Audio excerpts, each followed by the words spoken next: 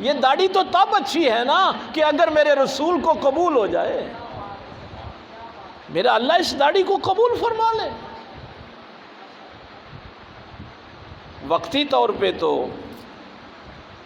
بادشاہ چلا گیا، لیکن وہ بات ذہن میں کھٹکنا شروع ہو گئی، پتہ نہیں میرا مالک مجھ سے راضی ہے کہ نہیں ہے؟ یعنی اتنے غصے کی حالت میں بھی بات مالک کی ہی کرنی ہے۔ کوئی تمہیں جتنا جی چاہے مشتعل کرے، تو نے بات اپنے مالک کی ہی کرنی، تو نے اپنے ٹریک سے نہیں ہٹنا، تو نے ادھر ادھر نہیں دیکھنا۔ گھر جا کے اپنے چچا سے کہنے لگا درویش کی بات مجھے کھا گئی۔ کچھ لوگوں نے تاریخ میں اس کا نام بندو خان رکھا ہے، لکھا ہوا۔ چچا نے کہا کہ یہ تو مسلمانوں سے متاثر ہو گیا۔ چچا کہنے لگا اوہ یہ دنیا کی بادشاہی طاقت کے بل بوتے پہ ہوتی ہے، یہ باتیں جو ہوتی ہیں نا یہ ایسے ہی ہوتی ہیں، ان کا کوئی وجود نہیں ہوتا۔ تو میری اس درویش سے کشتی رکھوا دے، اگر وہ جیت جائے گا تو اس کی بات مان لینا، اگر میں جیت گیا تو میرے دین میں ہی رہ، مسلمانوں کا دین قبول کرنے کی کیا ضرورت؟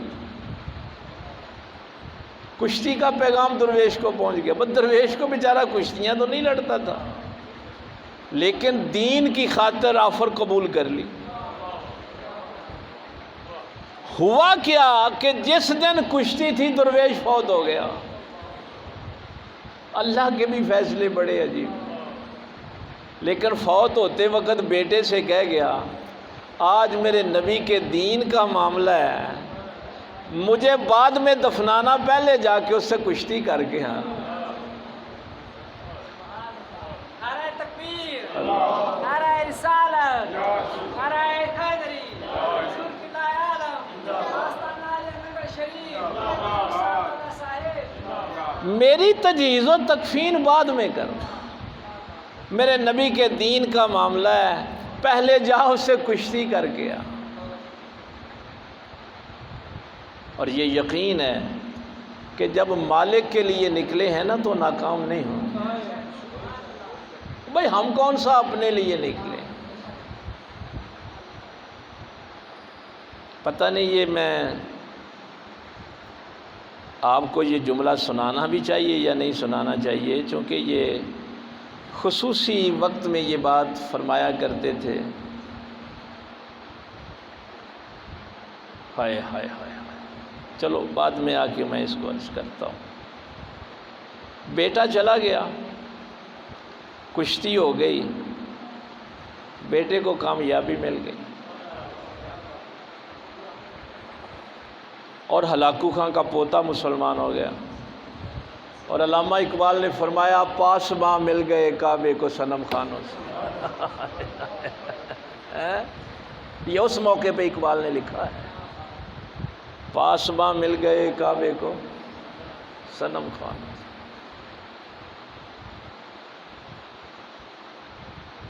تو یہ دو باتیں حضرت صاحب کے فیض سے یہ یاد، ہاں جب آپ ایمان والے ہیں، پاک پیغمبر صلی اللہ علیہ وسلم کے دامن میں سمٹ آئے ہیں، تو پہلا تقاضا یہ ہے کہ لغو باتوں سے دور رہنا اور نماز محبت سے پڑھنی، خشیت الہیہ سے پڑھنی۔ یہ کہنے کی تو بات نہیں، تم تو علاقے والے ہو، تم نے تو دیکھا بھی ہے۔ اگر چلنا ہوتا تھا تو سیف صاحب کے کندھے پہ ہاتھ رکھ کے چلتے تھے، اللہ کی بارگاہ میں کھڑا ہونا ہوتا تھا تو بے آسرا کھڑے ہوتے تھے۔ ویسے چل نہیں سکتے تھے، لیکن اس کی بارگاہ میں اس کے آسرے سے ہی کھڑے ہوتے تھے۔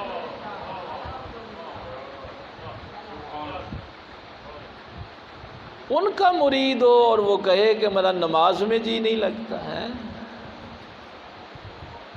تو پرہیز کرنا ہے لغو باتوں سے، بے فائدہ باتوں سے۔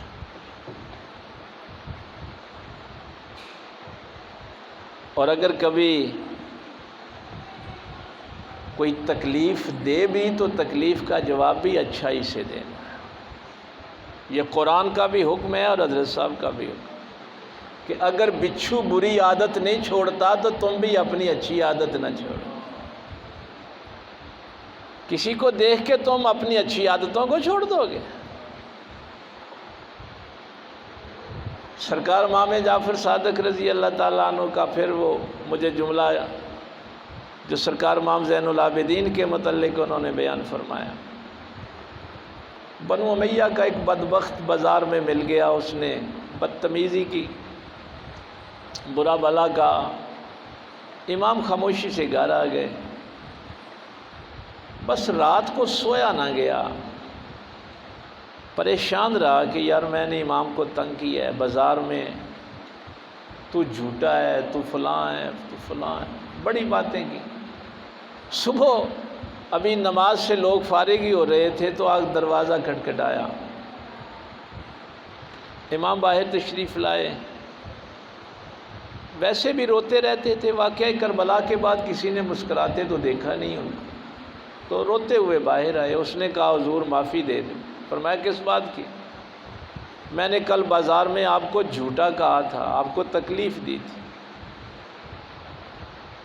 تو سویا نہیں ہوں میں ساری رات، مجھے معاف کر دیں۔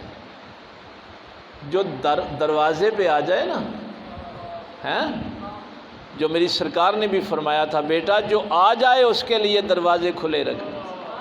میں کبھی اس جملے پہ غور کرتا ہوں نا تو مجھے وہ سرکار کی ساری سیرت سامنے آ جاتی، جو آ جائے اس کے لیے دروازے کھلے رکھنا، اور جس کو میرے حکم کی حیا نہیں اس کے پیچھے جانے کی ضرورت ہی نہیں، اس کے پیچھے جانے کی ضرورت ہی نہیں۔ جو شیخ کو ہی چھوڑ گیا ہے وہ تجھے چھوڑ جائے گا تو کیا فرق پڑتا ہے؟ تو امام نے کیا خوبصورت ارشاد فرمایا، اس نے کہا حضور میں نے کل آپ کو بازار میں جھوٹا کہا تھا، تکلیف دی تھی آپ کو، مجھے معاف کر دیں۔ فرمایا تو نے مجھے جھوٹا کہا تھا؟ حضور جھوٹا کہا تھا۔ فرمایا اگر تو نے سچ کہا تھا تو اللہ مجھے معاف کرے۔ ہائے ہائے ہائے ہائے، ایمان والا ہونا کوئی مذاق ہے؟ قد افلح المؤمنون۔ فرمایا اگر تو نے سچ کہا تھا تو اللہ مجھے معاف کرے، اور اگر تو نے جھوٹ کہا تھا تو اللہ تجھے معاف کرے۔